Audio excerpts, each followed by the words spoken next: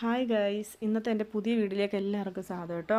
ഞാനിന്ന് വന്നിരിക്കുന്നത്, ഇന്ന് സൺഡേ അല്ലേ, സൺഡേ ആയിട്ട് ഞാൻ വിചാരിച്ചു എന്തെങ്കിലും കറി വെക്കണമല്ലോ. അങ്ങനെ വന്നപ്പോഴത്തേക്ക് നോക്കിയപ്പോൾ ഇന്ന് എനിക്ക് മീനൊന്നും കിട്ടിയിട്ടുണ്ടായിരുന്നില്ല. അങ്ങനെ ഞാനൊരു ഓമയ്ക്ക എടുത്തിട്ട് അതിന് തോരൻ വെക്കാമെന്ന് വിചാരിച്ചു. 2 ദിവസമായി ഓമയ്ക്ക ഫ്രിഡ്ജിലിരിക്കാൻ തുടങ്ങിയിട്ട്. അങ്ങനെ ഇവിടെ ഞങ്ങൾക്ക് അങ്ങനെ ഓമയ്ക്കൊന്നും കിട്ടാറില്ല, വല്ലപ്പോഴുമാണ് ഓമയ്ക്ക അങ്ങനെ കിട്ടുന്നത്. ഞാനങ്ങനെ ഒരു തൈയൊക്കെ നട്ടിട്ടുണ്ട്, ഭാഗ്യമുണ്ടെങ്കിൽ കിളിച്ച് കയറി വരുമായിരിക്കും. അങ്ങനെ ഓമയ്ക്കയെല്ലാം ഞാൻ തൊലിയെല്ലാം കളഞ്ഞെടുത്തിട്ട് ഞാനൊന്ന് കഴുകിയെടുക്കുവാണേ.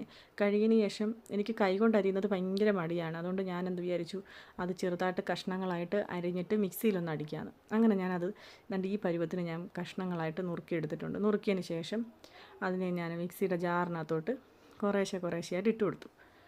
കുറേശ്ശെ ഇട്ട് കൊടുത്തെന്ന് വെച്ചാൽ ഇച്ചിരി ആകുമ്പോഴത്തേക്ക് പെട്ടെന്ന് അടിച്ചെടുക്കാമെന്ന് വിചാരിച്ചാണ് ഞാൻ ചെയ്തത്. പക്ഷേ പണി പാളിപ്പോയി ഗൈസ്. ഞാൻ അടിച്ചെടുത്ത് വന്നപ്പോഴത്തേക്ക് അതിൻ്റെ റിസൾട്ട് ദാണ്ട് ഇങ്ങനെയാണ് വന്നത്.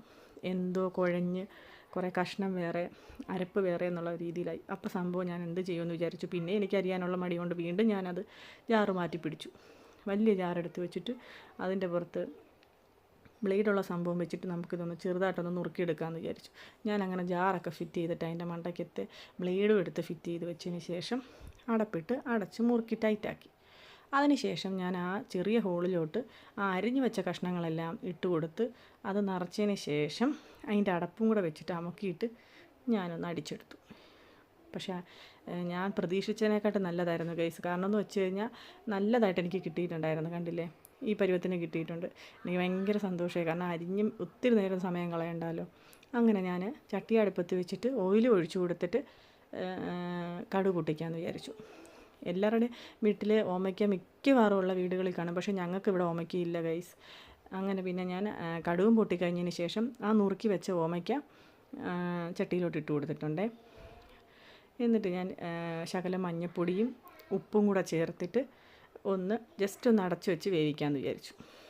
ഓമയ്ക്കത്തോരൻ ഇവിടെ ഞങ്ങൾക്ക് എല്ലാവർക്കും ഭയങ്കര ഇഷ്ടമാണ്. കാരണം എന്ന് വെച്ച് കഴിഞ്ഞാൽ വല്ലപ്പോഴും അല്ലേ കിട്ടാറുള്ളൂ. എൻ്റെ വീട്ടിലൊക്കെ പോകുമ്പോഴത്തേക്കിനും അവിടെ ശരിക്കും ഓമയ്ക്കയുണ്ട്, പഴുത്തതും പച്ചയും എല്ലാം ഞാൻ കൊണ്ടുവരും. അങ്ങനെ തേങ്ങായും ഇട്ട് കൊടുത്തു. ജസ്റ്റ് എല്ലാം ഒന്ന് ഇളക്കിയിട്ട് വേവിക്കാനായിട്ട് അടുപ്പത്ത് വെച്ചു. അപ്പോഴത്തേക്ക് തന്നെ വേറൊരു കറിയും കൂടെ വേണമല്ലോ. ഞാൻ പെട്ടെന്ന് വിചാരിച്ചു പപ്പടം വറക്കാമെന്ന്. അങ്ങനെ ഞാൻ പിന്നെ ചട്ടി അടുപ്പത്ത് വെച്ചു, കുറച്ച് ഓയിലും കൂടെ ഒഴിച്ചു കൊടുത്തിട്ട് ഇതാണ്ട് ഗൈസ്, ഇതാണ് ഞങ്ങളുടെ ഇപ്പോഴത്തെ പപ്പടം. ഞങ്ങൾക്ക് ഇഷ്ടമാണ്, ഭയങ്കര ടേസ്റ്റാണ് ഈ പപ്പടം. മറ്റേ പപ്പടം ഞങ്ങൾ അങ്ങനെ വാങ്ങിക്കാറില്ല, ഇതാണ് ഇപ്പോൾ ഇവിടെ വാങ്ങിക്കുന്നത്. ഇതങ്ങനെ ഒത്തിരി വലിയ റേറ്റൊന്നുമില്ല. ഇത് ചോറിൻ്റെ കൂടെ കഴിക്കാൻ നല്ല ടേസ്റ്റാണ്. അങ്ങനെ ഞാൻ അതിനെയെല്ലാം വറുത്ത് ഒരു പാത്രം നിറയെ വറുത്തിട്ടുണ്ട്.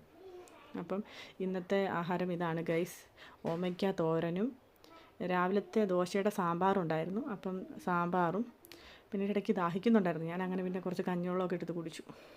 അപ്പോൾ ഇന്നത്തെ വീഡിയോ ഇത്രയേ ഉള്ളൂ ഗൈസ്. അപ്പോൾ എല്ലാവർക്കും ബൈ കേട്ടോ, ടാറ്റ, ബൈ ബൈ.